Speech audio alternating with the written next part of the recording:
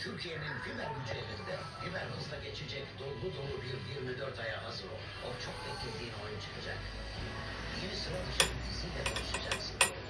Önce sen indireceksin, önce sen dinleyeceksin, önce sen bağlanacaksın. Hızla yaşamak limitsiz. 24 ay boyunca ne ödeyeceğini bilme ayrıcalığı Türk Telekom'da. Türkiye'nin fiber gücü yanında. Hızla yaşa. Türk Telekom. Değerli hisset.